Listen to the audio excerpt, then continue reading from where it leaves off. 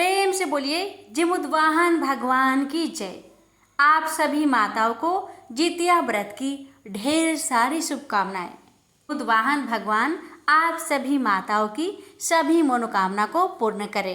प्यारे भक्तों, आज आप सभी श्रवण करें जितिया व्रत की एक नई कथा। संतान की सलामती के लिए कथा को पूरा अवश्य सुनिएगा। प्रेम से बोलिए जिमुद्वाहन भगवान की जय। कथा इस प्रकार है। बहुत समय पहले की बात है। किसी गांव में एक राजा और रानी रहा करते थे। राजा बहुत ही अच्छे इंसान थे। वह अपने प्रजा का अच्छे से ख्याल रखते थे। प्रजा भी राजा से बहुत खुश थे। राजा की कोई संतान नहीं थी। राजा के शादी के 10 वर्ष बाद भी उनकी कोई संतान नहीं हुई। रानी भी जितिया का व्रत करती थी। जितिया का व्रत करते करते उसे 5 वर्ष बीत गए थे, लेकिन फिर भी उसमें श्रद्धा कम ना हुई। उसके मन में भरोसा था कि जिमुद्वाहन भगवान उसे पुत्र अवश्य ही देंगे। लेकिन हमेशा राजा कहते थे कि महारानी जी, आप जितिया का व्रत न करें। मुझे लगता है मैंने कोई पिछले जन्म में पाप किया होगा, उसी कारण से हमें कोई संतान की प्राप्ति नहीं हो पा रही। आप इतना कठिन व्रत को न कीजिए। लेकिन रानी राजा की बात नहीं सुनती। वह मन में श्रद्धा विश्वास बनाकर हर साल जितिया का व्रत बड़े ही नियम से किया करती थी। एक दिन की बात है कि उस राजा के राज्य में एक साधु महाराज आते हैं। असल में वह साधु महाराज नहीं, वो तो जिमुद्वाहन भगवान थे, जो साधु के रूप धरकर उसी राजा के राज्य में आते हैं और सभी प्रजा से पूछते हैं, ये राजा कैसा इंसान है? तो सभी प्रजा कहते हैं, ये राजा तो इंसान नहीं, ये तो साक्षात भगवान है। अब तो साधु महाराज बहुत प्रसन्न हो गए कि राजा बहुत अच्छे इंसान हैं। अब साधु महाराज राजा के राज दरबार में जाते हैं। साधु महाराज को देखकर राजा बड़े ही प्रसन्न होते हैं। उनके आदर सम्मान सेवा बड़े ही प्यार से करते हैं। दोनों पति पत्नी साधु महाराज का आदर सम्मान करते हैं। फिर राजा साधु महाराज के चरणों को पकड़कर चरणों में बैठकर साधु महाराज से कहते हैं, हे बाबा, मैं बहुत दुखी राजा हूँ। मेरे पास क्या चीज़ का कमी है? कुछ कमी नहीं, लेकिन फिर भी इस गांव में मुझसे ज़्यादा दुखी कोई भी नहीं है, क्योंकि मेरा कोई संतान ही नहीं है। शादी के 10 वर्ष बीत गए हैं, लेकिन मुझे कोई संतान की प्राप्ति हो ही नहीं रही। पता नहीं मैंने कौन सा पाप किया है जिसकी वजह से मुझे ये दिन दिखना पड़ रहा है। मेरी पत्नी 5 वर्ष से जितिया का व्रत कर रही है, फिर भी जिमुद्वाहन भगवान भी मेरी पत्नी पर कृपा नहीं कर रहे हैं।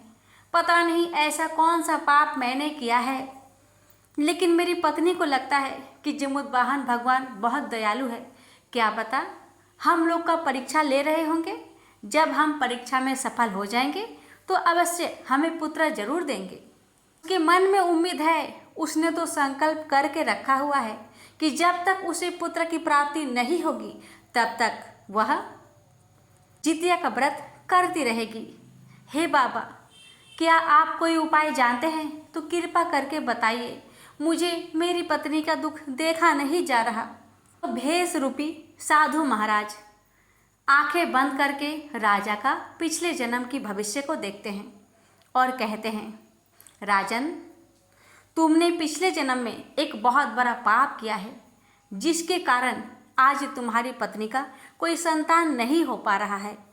तुम्हें किसी ने श्राप दिया है, उसी श्राप की वजह से तुम पिता नहीं बन पा रहे और इस जन्म में तुम पिता नहीं बन पाओगे, लेकिन तुम्हारे भाग्य में पुत्र सुख लिखा है।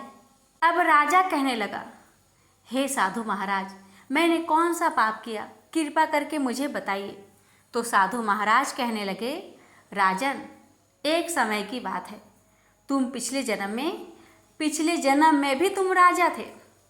तुम घोड़े पे सवार होकर जंगल में शिकार करने गए।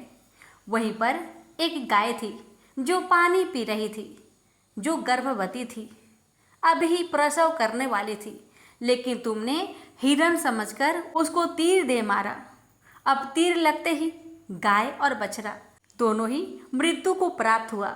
मृत्यु प्राप्त होने से पहले गाय ने तुम्हें श्राप दिया, तुम्हारी पत्नी भी जब भी गर्भवती होगी ठीक 9वें महीने में उसको भी इसी तरह से कोई मार डालेगा और माता और पुत्र दोनों मृत्यु को प्राप्त हो जाएगा।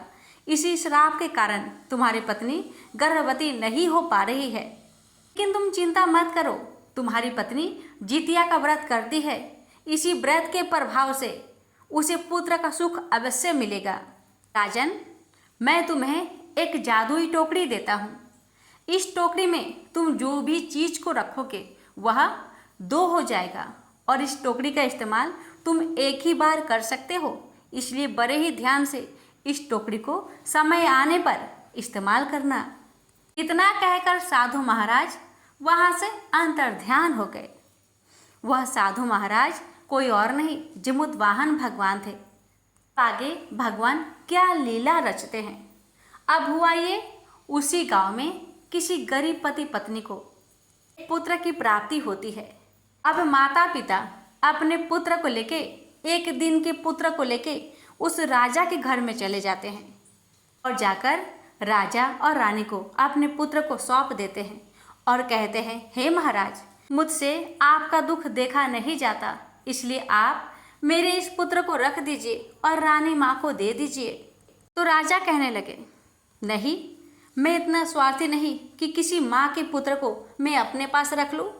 तुम उसे रखो, जितना खाने पीने का सामान चाहिए मैं सारा तुम्हें देता हूँ, अपने बच्चे को अपने पास ही रखो। तो दोनों गरीब माता पिता राजा और रानी के चरणों में गिर पड़े और जोर जोर से रोने लगे और कहने लगे, हे महाराज, मेरे इस बेटे को आप अपने पास रख लीजिए। इस गांव के कोई भी लोग मेरे बच्चे को नहीं रख रहा है, क्योंकि मेरे बेटे को श्राप मिला है। अगर 9 दिन तक मेरे घर पे ही रह गया तो किसी भी दिन ये मृत्यु को प्राप्त हो जाएगा। अगर 9 दिन के लिए किसी और को दे दूँ तो मेरा बेटा जीवित रहेगा, इसलिए आप मेरे बेटे को अपने पास रख लीजिए। राजा और रानी उस पुत्र को अपने पास रख लेते हैं। गरीब माता पिता तो चले जाते हैं। राजा रानी उस बच्चे को पाकर बहुत प्रसन्न होते हैं। उसी रात को जब राजा रानी उस बालक को लेकर सोए हुए थे, उसी सपने में जिमुतवाहन भगवान उसी साधु के रूप में आते हैं और कहते हैं, हे राजन, मैंने जो तुम्हें टोकरी दिया है उस टोकरी में इस पुत्र को डाल दो, तो यह पुत्र 1 से 2 हो जाएगा। तो तुम दूसरा पुत्र को अपने पास रख देना और जिसे टोकरी में डालोगे उस पुत्र को उस गरीब माता पिता को दे देना। ना कहकर भगवान अपने असली रूप में आते हैं और फिर अंदर ध्यान हो जाते हैं। राजा उसी समय जल्दी से उठता है और अपनी पत्नी से सारी कहानी कहता है और तुरंत उस बालक को उस टोकरी में रखता है। तो बालक 1 से 2 हो जाता है और टोकरी वहाँ से गायब हो जाती है। तो रानी दूसरे बालक को अपने पास रख लेती है। दोनों बालक को बड़े ही प्यार से पालन पोषण करती है। इसी तरह करते करते 9 दिन बीत गए और वह गरीब माता पिता राजा के दरबार में आते हैं। राजा उन्हें उनका पुत्र देकर, उन्हें ढेर सारे धन दौलत देकर उन्हें विदा कर देते हैं। अब राजा और रानी उस पुत्र के साथ खुशी से जीवन व्यतीत कर रहे होते हैं। धीरे धीरे बालक बड़ा होता गया और उस बालक का नाम राजा ने सूर्यकांत रखा। राजा अपने उस बेटे से बहुत प्यार करते थे। एक दिन की बात है, सूर्यकांत महल से बाहर निकलकर खेल रहा था। तभी वहाँ के प्रजा ने महल के बाहर उस बालक को खेलते हुए देखा तो उससे पूछा, बेटा आप कौन हो और यहाँ पर क्या कर रहे हो? तो लड़का कहता है, मेरा नाम सूर्यकांत है और मैं यहाँ के जो राजा है उनका बेटा हूँ। यह सुनकर प्रजा हैरान हो जाते हैं। तभी राजा और रानी महल से बाहर आते हैं। तो प्रजाजन राजा से पूछते हैं, जे हे राजन, यह किसका पुत्र है? तो राजा कहने लगते हैं, ये मेरा पुत्र है, इसका नाम सूर्यकांत है। प्रजाजन को इस बात का भरोसा नहीं हुआ कि यह राजा का ही पुत्र है। अभी कैसे कैसे बातें करने लगे और कहने लगे, हम नहीं मानते कि यह आपका पुत्र है। राजा उन्हें सारा कहानी बताते हैं। कुछ समय पहले जो साधु महाराज यहाँ पर आए थे वह असल में साधु महाराज नहीं थे, वह तो जिमुतवाहन भगवान थे जो साधु के रूप धर के यहाँ पर आए थे। वो भी क्यों आए थे पता है आप लोग को? क्योंकि मेरी पत्नी जितिया का व्रत करती थी। जितिया व्रत के प्रभाव से जिमुतवाहन भगवान को मेरे घर आना पड़ा।